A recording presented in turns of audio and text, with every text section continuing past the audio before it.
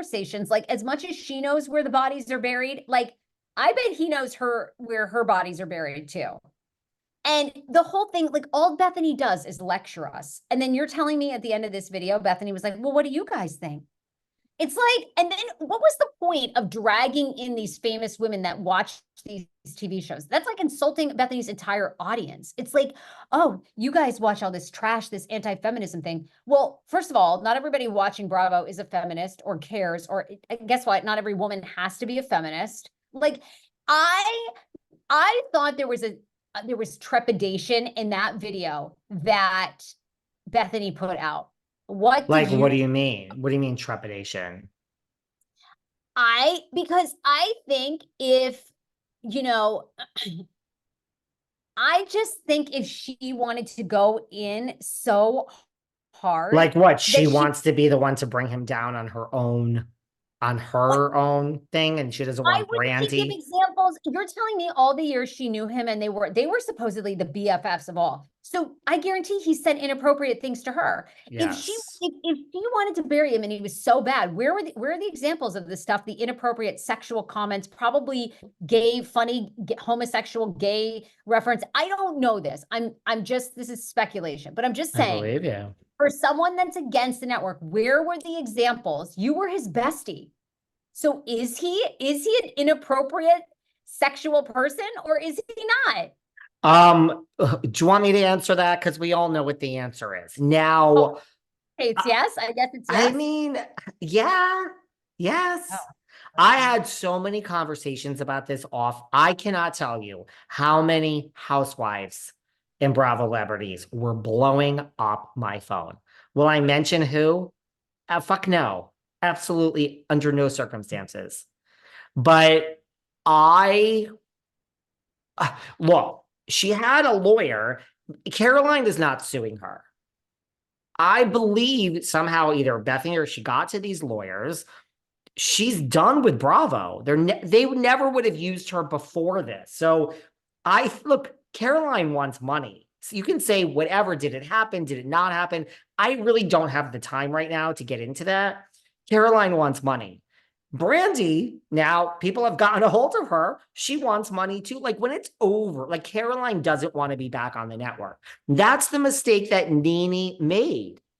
Pick a lane, sue and say, fuck you. You have to never want to be back. Carolyn Manzo never wants to be back on Bravo or anything. So what she's doing from just a money grab is really very smart. Whether she did it, didn't do it, I don't care. I have no time right now. We'll get to that tomorrow. Brandi, I think, is not dumb. She's like, I'm done. I am done at this network. We're never going to see Girls Trip. I'm done. Even if Brandi got on all fours, they're never going to take her back. And she's like, well, I want some money too. Like, they're not suing each other, Caroline and Brandi. Bravo is the one caught in the middle. Brandi has sued nobody at this point. Do I think this video exists? Yeah. I mean, Andy makes his statement, which that was run through everything. And her lawyers, Garagos, they're so smart. They compare him to Matt Lauer. Like, that's such a smart thing to do. It is a different situation. I mean, now they have also clapped back. So Andy releases this statement, which I'm sure was run up the totem pole, which is so it's like a non-statement. It's so casual that I'm sure they're like, this is the tone we're going to set. Like, you're not even bothered because it was Kate Chastain and Brandi. Obviously, you're not going to go sleep with two women. And the lawyers have clapped back and said the actual definition of, here's my thing. If you're an accountant and you're working at a firm, and this is, I told you, did I tell you the story? I ran HR and someone was going to sue us, and I ran HR. Okay, whatever. Yeah. This woman was going to sue us. This woman came in and said, I was working late. This is a true story. I was working late last night, and I'm at this level making 57, and the boss is making 257. And we were in the office and we had the dinner and we were working till 9 p.m. And then, he tried to stick his dick into me, basically. And I'm going home now. I will stay at this firm. You will keep paying me. This was before COVID. And I will never be back in this office again. Do not ever. So what were we going to do? Be like, you need to come into the office like all the other 2,000 employees. I mean, she's like, I will never be back in this office. And by the way, we can sign away my rights here. I won't sue you, but don't ever ask me to come into this office again. Did it happen? I don't know. Did he really do that? I don't know. Did she ever come back into the office again? No. Did she keep her job? Yes. And yes, now we all work from home. But before COVID, that was you didn't just work from home. So the point is, what is my point?